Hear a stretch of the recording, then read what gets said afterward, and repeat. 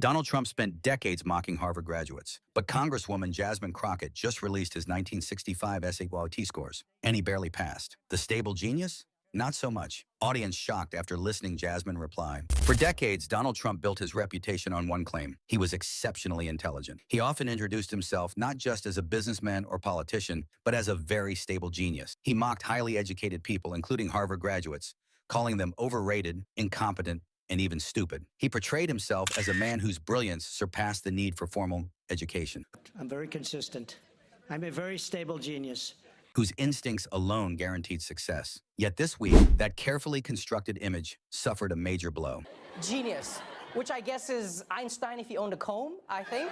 Congresswoman Jasmine Crockett, known for her sharp exchanges and refusal to back down, revealed a document Trump spent decades trying to hide. His SAT scores from 1965. The results were both humiliating and shocking. Trump scored 970 out of 1,600, below the national average of around 980 to 990. He did not excel. He did not impress. He barely cleared the passing line, far from the competitive scores needed for America's top universities. To grasp the significance, consider the SAT in 1965. It wasn't just a test. It was a gateway to opportunity, a measure of discipline, preparation, and intellectual capability. A score below average suggested struggles with fundamental skills. Is a report card because Donald Trump, Which he passed with flying colors. Yeah.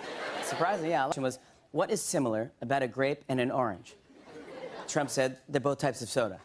What is 30 minus 7? Trump said, my approval rating. And he goes, okay, well. And yet, here was the man who repeatedly mocked Ivy League graduates and highly educated individuals, himself falling short at a critical moment in his academic life. Crockett's words cut straight to the heart of the matter. Mr. Trump, you've mocked educated Americans for years, but your own scores... So, unfortunately, we have someone that is occupying the White House, and as far as I'm concerned, he is an enemy to the United States. He swore an oath just like the rest of us.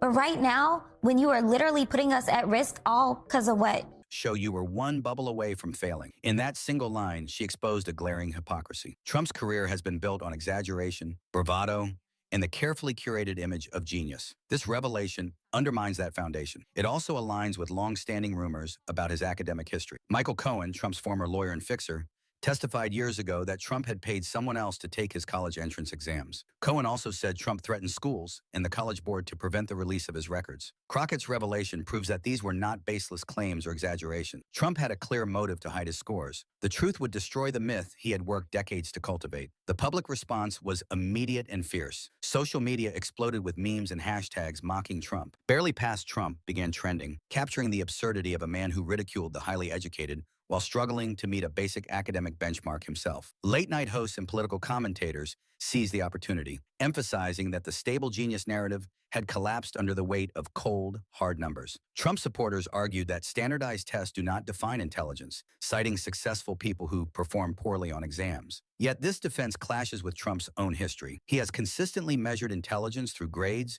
scores, and claims of IQ. He demanded other politicians release their academic records while keeping his hidden. Crockett highlighted this contradiction with brutal clarity. When you measure others by standards you yourself never met, that's not confidence, it's fraud. The implications go far beyond a single test score. Trump's brand depends on superiority, superior wealth, superior instincts, and above all, superior intelligence. The revelation that the foundation of his intellectual claims is shaky strikes directly at his credibility. It forces uncomfortable questions. If his scores were below average, how did he gain entrance to prestigious institutions, privilege, influence, a family willing to leverage wealth into connections? The truth is likely a combination of all three. Politically, the consequences are significant. Intelligence has long been a weapon for Trump, used to dismiss opponents as stupid or unqualified. Crockett's exposure strips that weapon away. Now, critics can simply say 970 out of 1,600. That phrase may follow him in headlines, memes, debates, and opposition campaigns for years to come. Even beyond politics, the story reveals something deeper about Trump's approach to life and success. His career has been defined by self-promotion, exaggeration,